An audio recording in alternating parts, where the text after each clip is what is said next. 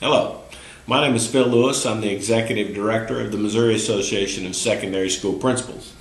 Today is Thursday, October 19th, 2017. Here are a few thoughts, reminders, and links that you'll find in this week's update. Celebrate a peer.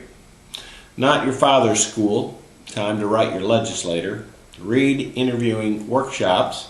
MoASSP has added another suicide prevention workshop. 12 things you should stop doing. Are badges a form of credible learning documentation? Burnout. Your time demands are enormous. Are you a collaborative leader? Well, let's get started. National Principals Month. I hope you're having a great month.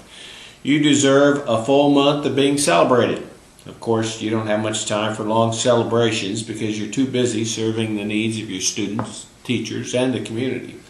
This month is a good time to celebrate a peer. Take a moment to send an email or call one of your mentor principals, a principal friend, or an MoASSP district principal that you admire and thank them for the advice, knowledge, modeling, or inspiration they have given you. You will both get a lift. Not your father's school.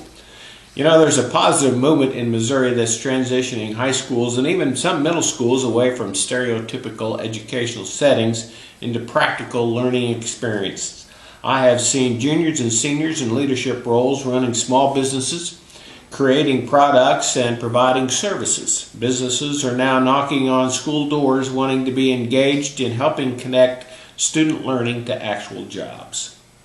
Are you ready for a business leader to come to your door? And will you have some thoughts and ideas or some creative ways to help connect your students to what's going on in the world outside of your building? Time to write your legislator. A simple email or letter thanking them for the resolution supporting National Principals Month, inviting them to your school, and sharing some good news about great things that are going on in your school is a nice way to create a non-threatening communication relationship. Get that started now before the session begins in January.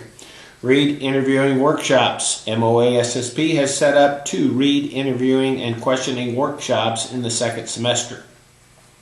Every administrator who has ever attended has claimed this workshop may have been the most important workshop that they have ever attended.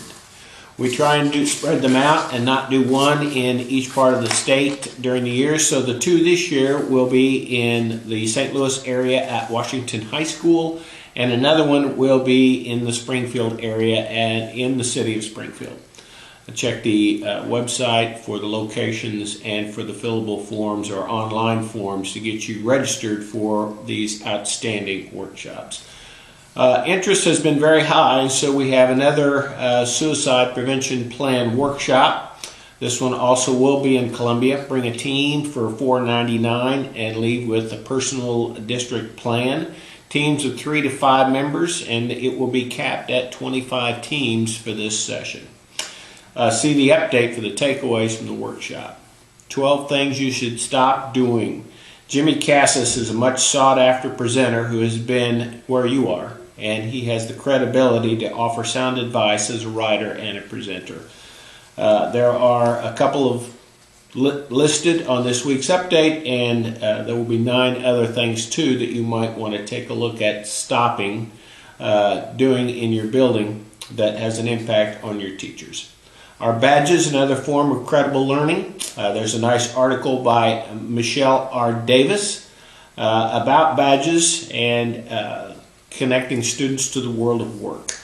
How to overcome burnout and stay motivated. Rebecca Knight has a nice article with excerpts from Ron Friedman and Heidi Grant Halverson, who's a social psychologist, about the pressures of 24/7 job. And that's a job that, of course, you are in. It can lead and make you feel lethargic, stressed, depleted, literally spent.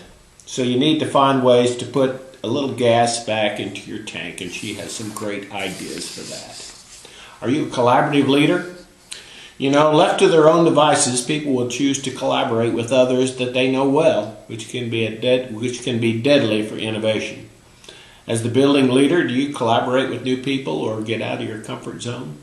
This too is a nice article by Herminia Ibera and Morton Hansen. Click the link and it'll take you to the Harvard Business Review. Well, ladies and gentlemen, I hope you had a great week and you're going to have an even better one next week. Have a good weekend and happy Principals Month.